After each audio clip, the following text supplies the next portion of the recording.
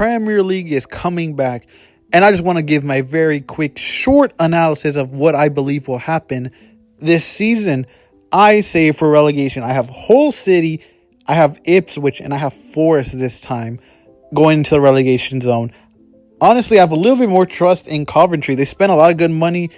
This is supposed to be Crystal Palace because they were struggling towards the end of the season, fighting against Nottingham Forest and Spurs for relegation. So I have them. Then Leeds.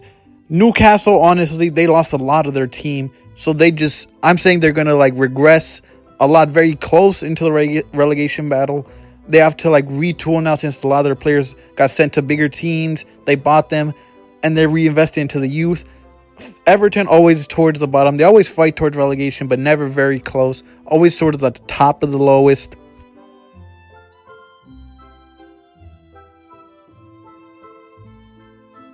Then we have Sunderland. That's supposed to be Fulham, Brentford, Brighton, and Bournemouth. Sunderland, in my opinion, overachieved last season. They will go a little bit lower. They'll still be towards the middle, maybe lower, maybe. Fulham, they spent a lot. They still do have a good team. So I'd say they go a little bit higher. But I still believe other teams are a little bit worse than them. So that's why I have them a bit higher. Brentford always overachieve, in my opinion. They always find talent. They still have talent. And I still trust Brentford to buy or find some young talent that other teams didn't really give that much trust now. Same with Brighton. That's basically their whole model. Buy young players, develop them, and sell them to bigger teams that will need them eventually, and just keep doing that and generate money always towards the middle, maybe towards the higher if they get very good. And then we have Bournemouth. I think Bournemouth will do good. They still have their defense. They still have the team that did very good last season. They do have a new manager, so will that hurt them or not? I believe it'll still do good for them more than it'll hurt them. So that's what I believe. They'll still be towards the bottom. And then I have Aston Villa in the Europa Conference League. I'd say they're in Europe, so they will struggle a little bit. Their squad did lose their best player in Morgan Rogers. Watkins is getting older. They still have them. I don't know if they've sold them yet. But they did sign some pieces. They got a new goalie, a new left back. So they did do very good against PSG. They signed that good player from Switzerland in the World Cup. That's why I think they'll do better, but they'll still struggle compared to before last season, where they'll still be getting new players who will step up, who won't. This is where I believe I will start to go a little bit on the crazy side because I have Chelsea and Spurs. I say that because Spurs, they spent so much money. They retooled their whole team basically. Whole defense, whole attack, midfield as well. Everything got changed. So I'd say they get higher. They got to. If they don't, something's wrong with that club. They spent so much money on talent that have proven everything they have there. Some of them are questionable. Savinho for Man City for a ton of money.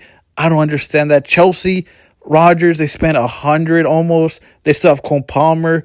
Will Xavi Alonso do good there? Who knows? That's why I have them in Europa, in Europe basically, but a little bit lower.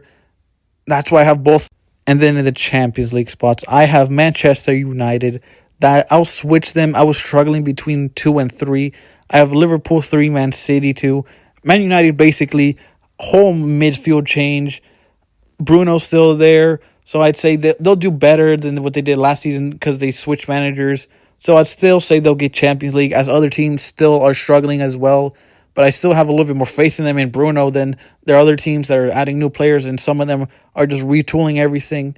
Man City, Liverpool, this is a little bit difficult because both of them, new managers. I still give it to Man City because they still have their players from last season. And they did show good, proof of, actually still being together, while Liverpool are still on that struggling side. Who's their defense? They just brought in Araujo. Some of their defense are very young. Some of them are still injured. Their attack, who's their wingers? Salah left. Gakpo's leaving as well. Who will they sign? They'll sign new player, but I still think they'll be struggling a little bit, so I'll still give it to Man City in second, Liverpool third, and then Arsenal, of course. That defense will basically carry them. They did get a new winger. Midfield got better by adding new players, so I still think they'll be champions. I'd say this is Arsenal's champions to lose. Every other team got better, but nobody's significant gap where they have to struggle. But I still say Arsenal win this with a few point lead. That's very good.